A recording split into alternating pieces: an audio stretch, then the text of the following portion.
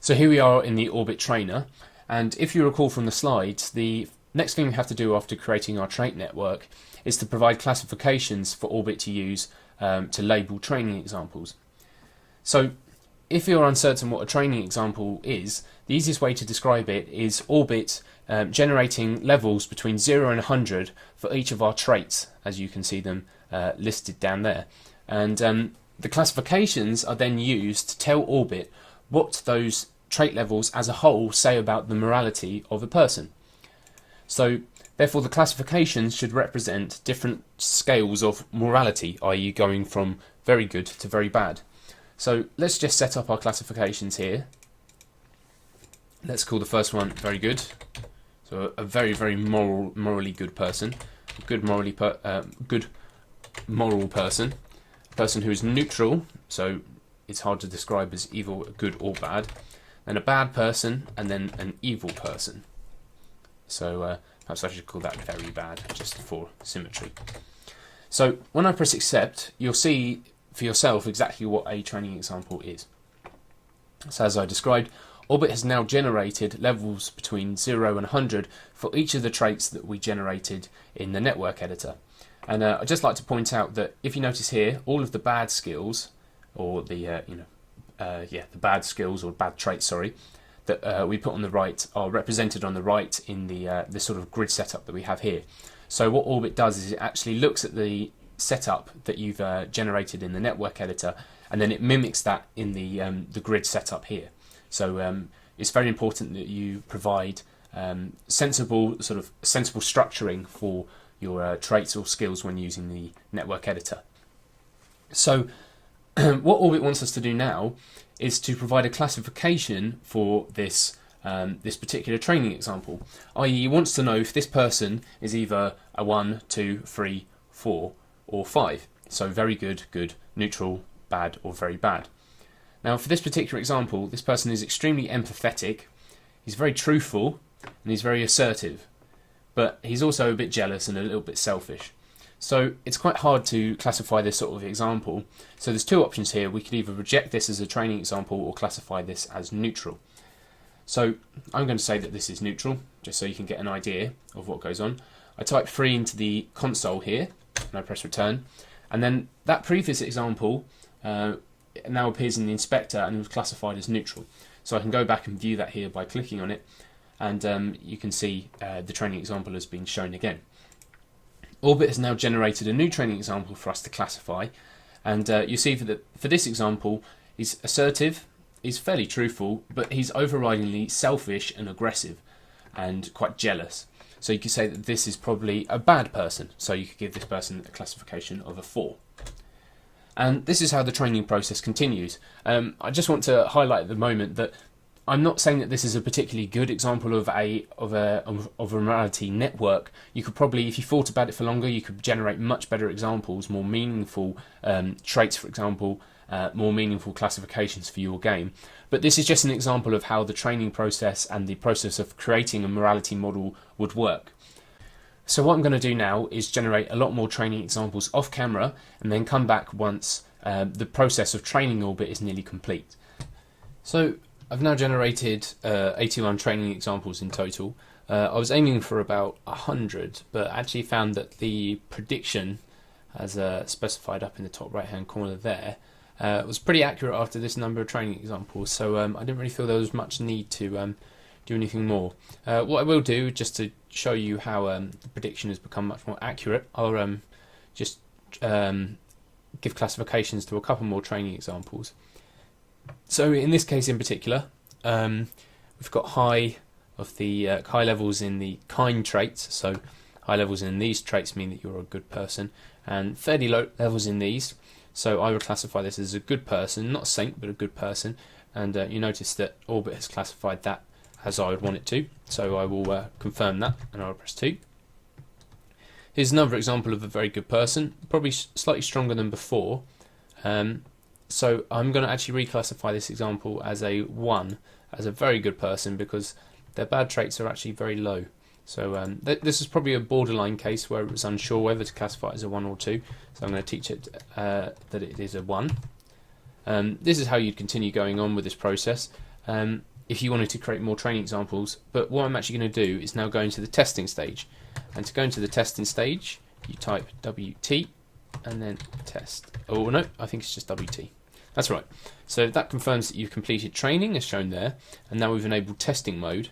And what this mode does is it will give you 50, you have to classify 50 training examples without the help of a prediction. So it's just you not getting a clue perhaps from the prediction that you're currently getting. And then what it's going to do is using its training examples as a sort of as the actual model, as the generator of the model, it will see how many of these 50 examples or testing examples it actually gets right. So what I'm going to do now is off camera again, I'm going to test the model, and then I'll come back when we've actually got a percentage. Alright. Okay, so I've just completed the testing process, and as you can see there, I'm getting a prediction accuracy of 78%. So that means that in 78% of testing examples, it gave it the same classification as me. Although that figure might seem a little low, there's a couple of things to consider really. First of which is that in the majority of the cases where it gets a classification wrong, it's quite likely that it could have gone either way, i.e. whilst I was doing the testing process, there are ones which are a little bit ambiguous. So when it comes to actually using it in the game, those ones that it misclassifies will probably be an acceptable classification anyway. The second point is that because this process is so subjective in the first place, I mean, it's all down to your opinion on the classification. There's always going to be an inherent amount of inaccuracy, because you might, unless you have very strict rules on how you're going to classify training examples, you can just through human error misclassify something or give two different classifications to one training example depending on your mood that day or the time of the day or how much attention you're paying to it. So just as general tips of using Orbit for classification or training, the more attention you put in and the more time you spend thinking about things and how you're going to train examples, the better results you'll get. So for the purposes of this video, I'm fairly happy with 78%, and I will now be going on to testing out my training in a game-like environment. So here we are in a new Unity project called Morality Model Test. What I've done here is I've created a scene, I've created a GUI for us to test out our network and our training of the network in Unity itself in sort of a very simple mock environment. So what I did in between running the camera again, I built my network and my training of the network into a DLL, which is here. It's called Morality Library Build.dll. And what that does is it compiles all the information about our training and our network itself into a .dll file, which as you'll see here we can access in our code. And that's actually how we use our networks in a game. So I'm just going to press play. I won't do anything for the moment, but I'll just explain this setup. So every half a second is counted as an hour of game time. So that's ticking over. I did set a limit on that, but I'm not going to now. And then basically all that's going to happen is that we'll press these buttons, and these will change the levels of our traits. And then Orbit is going to provide a classification for the overall levels. So just like you would in a game, except with characters and graphics and all that sort of stuff, this is just simulating that environment. I just want to make a very quick note that this isn't meant to be realistic at all. This is something I've mocked up very quickly, so please don't take it too seriously. It's simply demonstrating the classification powers of Orbit. So I'm going to restart this now, and then I'll show you how the classification will change as we do different things in the game environment. So let's give some money to charity first and increase our kindness and assertiveness. Because this is a single skill, there's no particular change. But if we start building up some of these, so we've now adopted 4 children, we've become a good person. And if I forgive a friend for lying, and if I tell the truth, we might even be able to push it up to very good. So, and then you'll notice that every hour of game time, there's a sort of a detraining effect, so those skills become less hot. And so over time, you go from good to a neutral person. Now, let's kill a woman, and then we become a bad person. And then if we bribe a man, and then kill another woman, we become very bad. If I eat lots of cake, and I get angry when I'm questioned, then I can stay very bad for a long time. So as we detrain, I'll remain very bad through hours and hours of game time.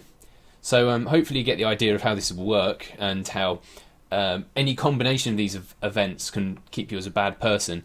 And then there's this sort of detraining effect over time. So as you are forgiven for your sins, you become less and less bad. And perhaps if I adopt a couple more children, I could become good again, very good again. So I hope you like my tongue-in-cheek example. I hope you've enjoyed this video. If you want more information about this, please stay tuned, because there's lots more coming. If you want to get your hands on the Orbit editor, it will hopefully be available in Unity very, very soon. I'll be sending it off to Unity for evaluation as soon as I've fixed a few little bugs here and there. Like I said, if you've got any questions, please ask. If you enjoyed the video, like, favourite and subscribe. And thank you very much for staying tuned. Cheers.